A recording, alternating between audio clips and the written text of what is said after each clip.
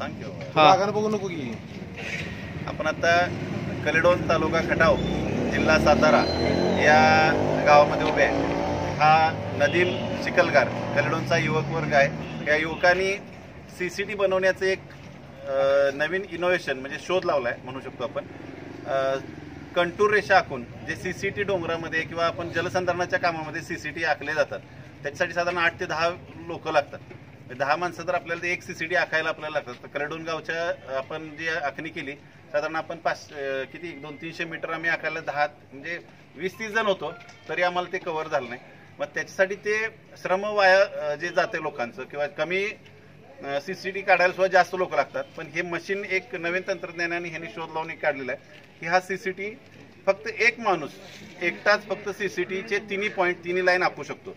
दुसरी गोष्ट जर आपण सीसीटी आखताना या टोकानं 1000 फुटावर पलीकडे गेलो तर तिथंच ती पट्टी उलटी त्याला एक्सचेंज करून ते हेच मशीन तिथं वळवून पुन्हा एकदा ते आपण ती सीसीटी दुसऱ्या बाजूने आखू शकतो।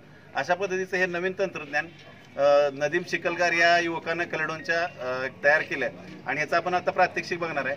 याच्यामुळं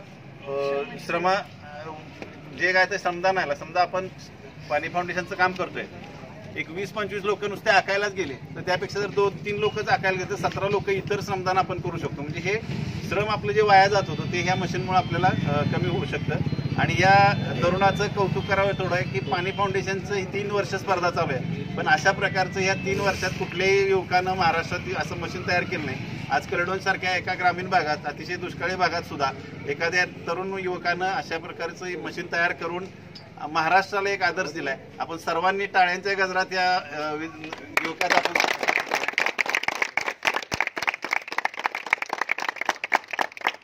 पाणी फाउंडेशनच्या स्टाईलमध्ये आपण सर्वांनी फुले देऊन याचं आपण अभिनंदन आणि स्वागत करायचं आहे। 1 2 3 फुले फुले फुले 1 2 3 फुले फुले फुले 1 2 3 फुले फुले फुले। याचा आता प्रात्यक्षिक बघूया आपण की आता आपण फक्त पाणी ठेवलंय। आता डांबरी रस्त्यामुळे तुम्हाला फक्त थोडंसं पसरलेलं दिसेल पण कशा प्रकारच्या 3 लाईन आपण याच्यातनं टाकू शकतो। इकडे जरा उजेड घ्या एक साईडला तिथं पाणी पडणार तिथं अंधार करू मागे आपण काय केलं इकडे एकच मिनिट आपण या ठिकाणी कॉक घेतलाय। हा कॉक आपण चालू केल्यानंतर आपलं सगळं जे आउटलेट आपण जे पाणी आपल्या पॉइंटसाठी मिळणार आहे ते सगळं पाणी हा कॉक आपण चालू केल्यानंतर सगळं पाणी चालू होते।